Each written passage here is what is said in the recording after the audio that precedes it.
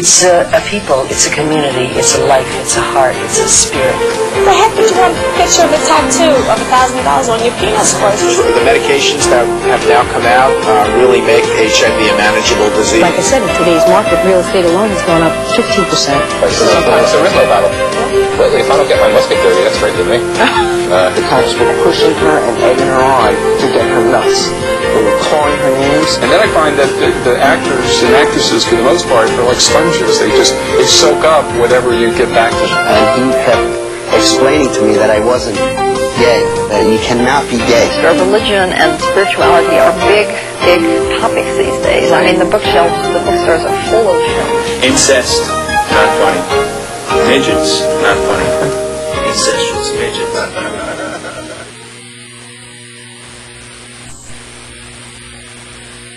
Hello and welcome to Talking About. My name is Jon Griffith and I'm your host, and tonight we're talking about a poet, author, editor, teacher, and I welcome Daniel Nestor. Thanks very much for having me. Hey, I'm glad you could come down. Well, give me a little bit of an overview about yourself. Are you a native New Yorker? No, I grew up in South Jersey, and near Philadelphia, and lived in Philadelphia for a couple of years, and I've been in New York now for about almost 10 years. 10 years this September.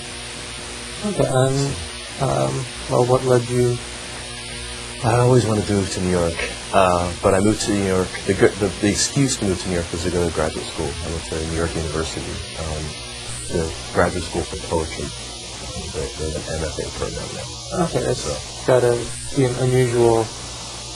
Yeah, my family was kind of confused, to say the least. They really didn't know much about, poetry, let alone graduate school for poetry. And I think most people are kind of confused about going to school for something like poetry writing. All right, well, what would a common misconception be? That it's ridiculous. It is ridiculous, but in a much different way than people think it is. I think they might think it's a little bit of an easy degree to get. And it kind of is, but I think it's mostly because people love what they do and go to school for poetry.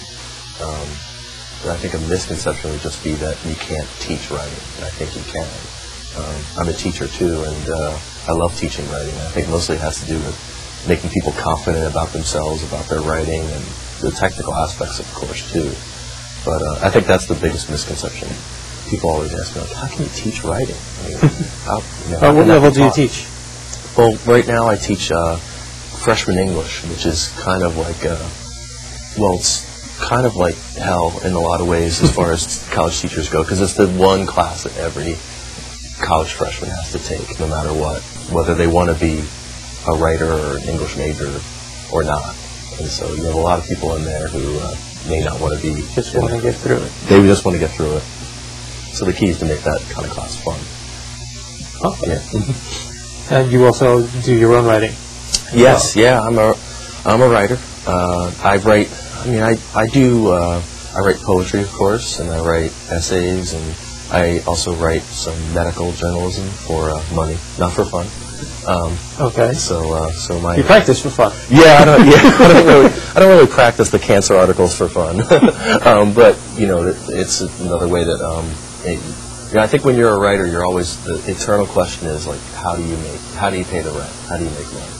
And so there's a lot of inventive ways, especially in New York. I mean, I think it's the reason why a lot of writers come to New York. In addition to being a creative outlet, it's also a business. Yeah, I mean, even at times like this, when the economy's not so great, there's still some kind of chance of an English major type getting a job, and that's what makes New York great. It's one of the big reasons why New York's great.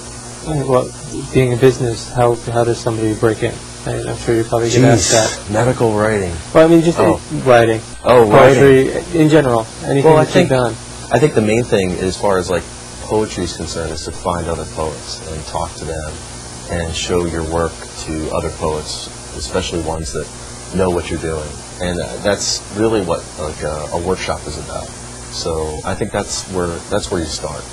You really just try to find other writers, and that's why the internet is a great thing, because there's people in South Dakota who are sharing their poems with people from Florida, on internet bulletin boards. But physically meeting people at a coffee shop is, done all the time. I mean, I live in Brooklyn, and there's a lot, you can always tell when there's a writing workshop going on, because there's about 12 people there, and there's one person who's very attentive, who's getting you can tell that's the writer who they're talking about now, and the rest are kind of like staring at the writing and trying to help them. And so that's what I try to do when I teach college English, too. Force everybody around a table to write it, to talk about the writing, and help everybody make the writing better. So it starts there, and then after that, it's kind of like talking about publishing and journals, and there's whole universes of publishing stuff and getting your work out there. Okay, well, to skim through it a little bit. Sure. I'll just skim through it a little Oh, yeah. Well, I mean, I think there's a certain point where you're like, this writing's good. People are telling me it's good. I like it. You have two ways you can get your work out there, it seems to me. I mean, you could go to reading, where there's like an open reading. I think you had a guest here before who's a good friend of mine. Her name's Jackie Sheelan. Yes. And she is kind of like the queen of a reading series at Cornelia Street Cafe, and it's every Friday night. You go there Friday night, you sign up, and it's kind of like, trial by fire. You have 3 minutes, read your poem, and people will clap, and if there's nothing, poets like nothing better than to read their poems in front of other people and get feedback. And so that's one way. And another way is to send it out to literary journals. Like if you go to an independent bookstore or Barnes & Nobles, they'll have like the one section for journals that publish poetry and literary fiction. And so you look at ones that you like, you like the writing in it, and you send your stuff off to them. And it's it's the reason why a lot of people are addicted to the mail. I always go right for the mailbox when I get home, because that's how you find out if your stuff is published in a journal. They send back a self-addressed stamped envelope that you've given them. If it's thick, sometimes it means that they're just mailing back your stuff. And other times, if it's medium, it means that there's an acceptance in there, and that's always a good thing. And if it's light, it just means there's a little form rejection saying, thank you for sending your work, but, it doesn't suit our needs at the present time. So that's a whole other universe. But so it seems like readings and sending your stuff out to journals are, the ways to get your writing out. And now I'm at the point now where I'm like running readings and editing journals. So it's really fun to like help people from the other end. Okay. So I'm doing that now. How did you turn that around to get to that? In Philadelphia, I guess it all started in Philadelphia. When I was living in Philadelphia, there's kind of a pretty well-known art center called the Painted Bride Art Center, and there's also the Painted Bride Quarterly, which is this literary journal. And we used to have meetings every Tuesday night. They asked me to be a reader, and they would just give me whole trash bags full of submissions from everywhere across the country. And I would read the submissions, and I would say whether I liked it or not. And we would have these meetings where it's amazing, there's no money being made in that room. The writers aren't there, they're somewhere else, but people are just arguing about these submissions, and going to bat for them or saying you don't like them. And so it started there, where I would go to these meetings every Tuesday night, my apartment or other people's apartments. And these kind of meetings are happening all the time for literary journals. Nobody's making a red cent from any of this stuff, but that's how it started. And I eventually edited my own journal called La Petite Zine, which is on the web. And that's another change too. A lot of these journals used to be print, and now they're on the web, and that's been really exciting for the last, say, 5 years. Well, what strikes me as a more inexpensive way to be seen by a whole lot. Yeah, it's amazing. The literary journals that you'll see in a newsstand, they'll sell maybe 400 or 500 copies, and that's great. That's fabulous. But then you hear about these statistics about an online literary journal getting 30,000 unique visitors. It's really mind-boggling. So it's been really exciting over the last 5-6 years. You can send links to your grandmom and your aunts, and they'll all read your work, and also other writers, read their work, because, a lot of times those literary journals cost like $12, and poets aren't known to be really rolling in the dough, so it really works out well for everybody concerned. And And so yeah, I've been editing a lot of journals on the web, and that's been really great. Getting emails and poems and stories from people who I don't even know. You must be so busy that it's amazing that you have time to sit down with me. Well, yeah, I mean, it's kind of like there's this, there is this addiction to email now, in addition to the postal mail. So my wife is always kind of like driving me out to come watch the movie we rented that night and things. But, look, sunshine. Exactly, yeah.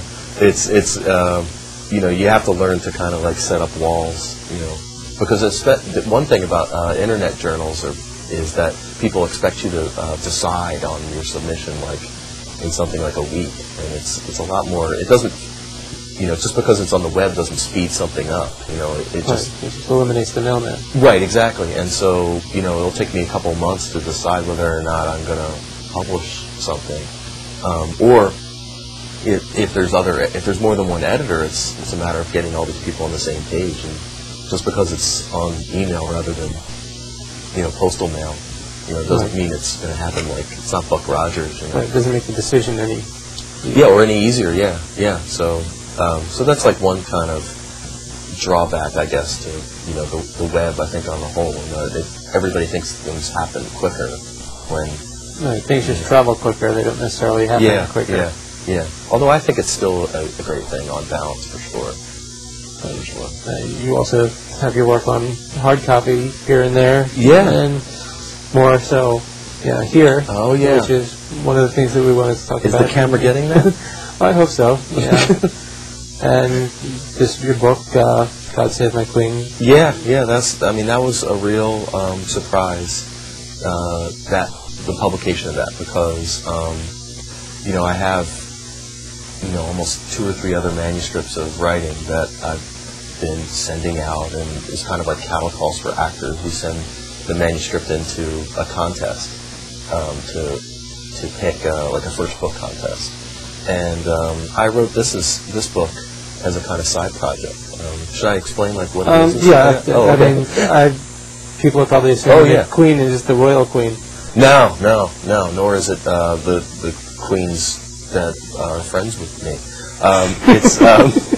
It's actually the rock band Queen. One of the big things in my life has been, I've always been a writer, like privately in my room, writing little poems about girls I had crushes on or whatever. And then I've also been a real record nerd. There's no other way to put it. Okay. I collect records at home and listen to music at home, and ever since I've been 10 years old, I've been obsessed fan with the rock band Queen.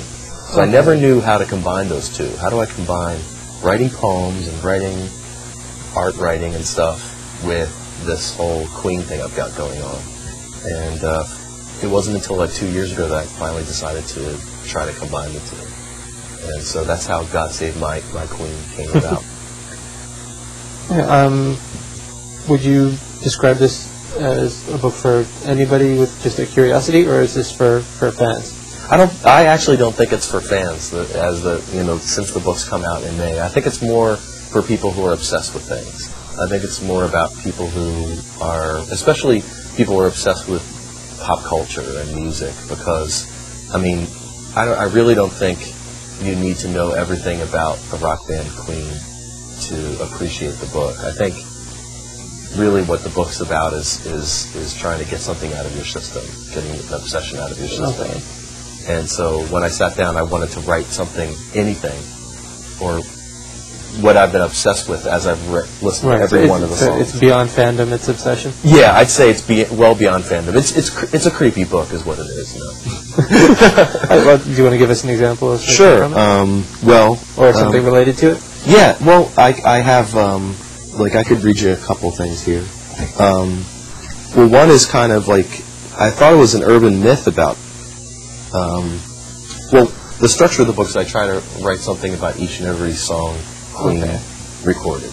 And so the way the book is structured is that there's song titles for all of those songs. Sequentially? Sequentially, yeah. So it was a challenge that I kind of set up for myself as a writer, and I was up for that challenge. But it was so a lot of times I'd be like, wow, that song, that always reminded me of that story that I read about in this book or whatever about the band or about, about something else that I always thought was related to the song, but it wasn't. So a lot of the things are kind of urban myths in my head. But this one is actually a verified story, and it's about Sid Vicious, who was the bassist for the Sex Pistols, right? And Freddie Mercury, who's the lead singer of Queen, who died in 1991 of AIDS, and he was well known to be kind of like a flamboyant. I mean, he wore, gold tutus on stage. I mean, two opposites more opposite people you can never find, at least at that time. So this is the entry I wrote for We Are the Champions, which is a fairly popular Queen song. Yeah. In 1977, legend has it that the Sex Pistols were recording in a studio adjacent to Queen's. Sex Pistols bassist Sid Vicious wanders into the wrong room and bumps into Freddie Mercury, who sits at his piano with 4 fingers of vodka. "Ah, Freddie Mercury," Sid says, smugly, staggering. "Bringing ballet to the masses, then." Freddie takes a sip and looks up from his instrument. "Oh, Mr. Ferocious," Freddie says. "Well, we're doing our best, my dear." So this is like this little exchange to me just really said a lot about a lot of things, because it's so much cooler to like the Sex Pistols than it is Queen in most circles. And I just always thought it was great that Freddie Mercury kind of stood up to him and had this dynasty retort right back at him. I went to a Queenvention last year for the first time in 10 years because I heard this book was going to come out, and I wanted to go to the Queenvention in Cleveland, Ohio. Okay. And yep, exactly. That's how people react. And that was the way I reacted when I got there. I mean, it was like I'm just as obsessed with the band as all these people, but all these people are kind of naming their kids Freddie, and they've kind of taken it to a whole other level. I mean, the best way to describe it would be like a Star Trek convention. That's what was running through my mind, actually. Yeah, it was totally like that. I mean, I was there and it was great. I mean, they were playing all these rare videos, and I was really into it. So it would be I would call home and say, "This is the strangest place I've ever been." Like the people at the breakfast buffet who were working at the Holiday Inn would take me aside because I guess they thought I was normal and say, what the hell is this? What is this? And I would explain it to them. And they would say, why are they having a whole weekend to do this? So anyway, I was at the Queenvention, and I had a chance to ask the official Queen biographer about this story. And so that kind of led to me using a lot of footnotes in the whole book, because it was a way for me to explain even further on a whole other level what was going on in my head as I wrote something. Now this is kind of straightforward, it's a little story, but the footnote for this was they were both afraid of each other, actually. And it's by this guy Jim Jenkins, who wrote the official biography, and so he clarified it a little bit, saying that they were both in an elevator, and they were both they didn't know what to say to each other. They were like, whoa, and Sid Vicious was more afraid of Freddie Mercury than Freddie Mercury was of Sid Vicious. So I thought that was kind of a cute way to wrap up that story. So, do you want me to read something else? Or? Sure, if you could like. Okay. Well, this one's more of a poem, and I mean, I noticed something of an eclectic style to it. Yeah, it's all different kinds of writing in there, and I think that was one thing that was really, it granted me the freedom. Once I figured out that I was going to try to do this, I was going to try to write about something about each and every song.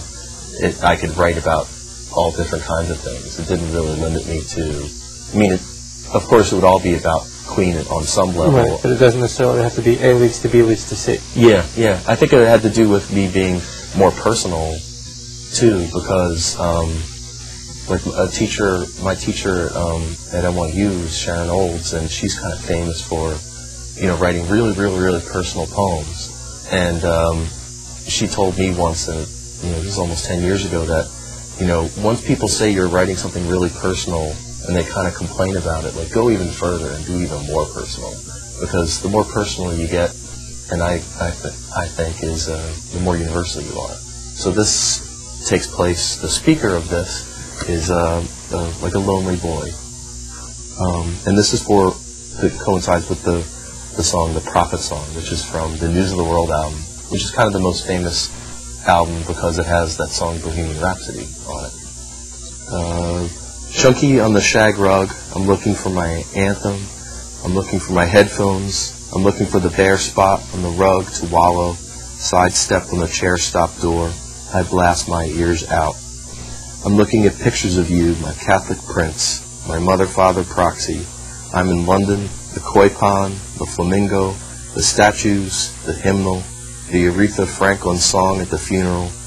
Alone on a pew, I watch the water. I'm watching the bare spot on the rug, filled with pictures on the floor. I'm ignoring the knocks on the door. I'm ignoring the knocks on the door. Stepped and stripped on the chair stop door. I'm listening, listening. So I'm kind of remembering Freddie Mercury's funeral, where there's an Aretha Franklin song played, the version of Amazing Grace from that was like his favorite album. So that memory, that cultural memory, kind of creeped into me, remembering being a little kid and listening to Queen songs with my headphones on, and making that face, all 13-year-old boys do. Big headphones with the long wire attached to the stereo. It was old enough with the 8-track in it. Exactly. Yeah, I had an 8-track player. And the curly wire, not the straight wire. That's what I was going to say. Oh, yeah. And the headphones that, you would want to fall asleep to the side, but you couldn't, so you'd have to, put your head back. Oh, I've managed and had a lot of, not inner earaches, outer earaches. Yeah. Oh, yeah. You get those earaches from wearing the head, from sleeping on the side with, oh, wow. That's a memory for people of a certain age.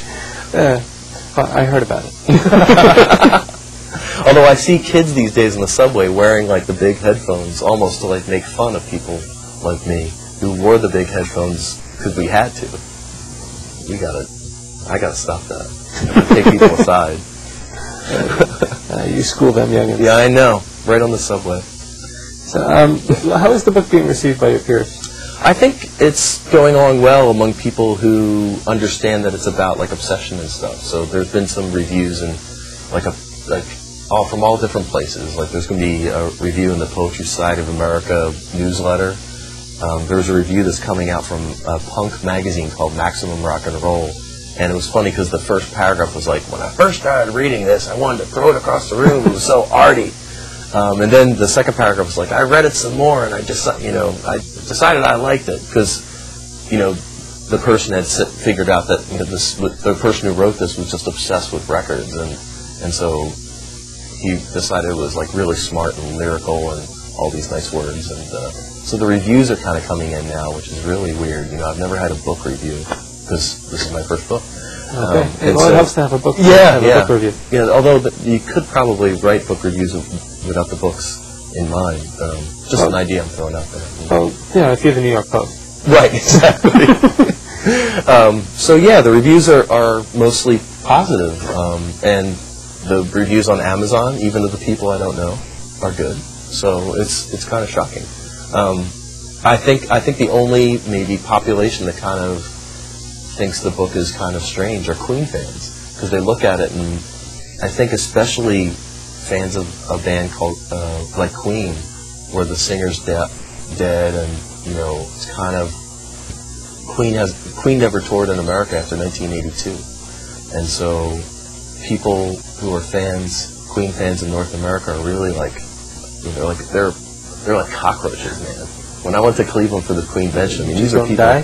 They will not die. They are tried and true. And so, if you write anything that is even a little bit imagined, they kind of look at it with some skepticism. Although they like a lot of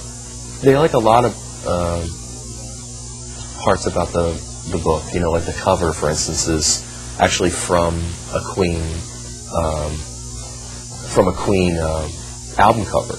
like the inner gatefold of the News of the World album. So they were really like, that's the kind of stuff they like, you know, the Queen fans. They're like, oh wow, you have a Frank Kelly Freeze cover. You know, that's amazing. And I was like, yeah, I actually emailed the guy and, you know, asked him for the rights for it, and it was really great, because then I knew that, and, you know, the font that's on the cover is actually the same font as one of the Queen albums. Okay. So my publisher, Soft Skull Press, was, yeah, I have to tip my hat off to them, because they really understood that this book was about, you know, an obsession with a band, and to make it like 7 inches square, like a 45. Okay. And to, you know, use this font from the record really was, you know, something that was important, you know, to make the book's message get across, you know. And so that's what the Queen fans, maybe most Queen fans don't read that much, because they were just kind of, they kind of just look at it and hold it, you know, like it's like, wow, you know, look at that.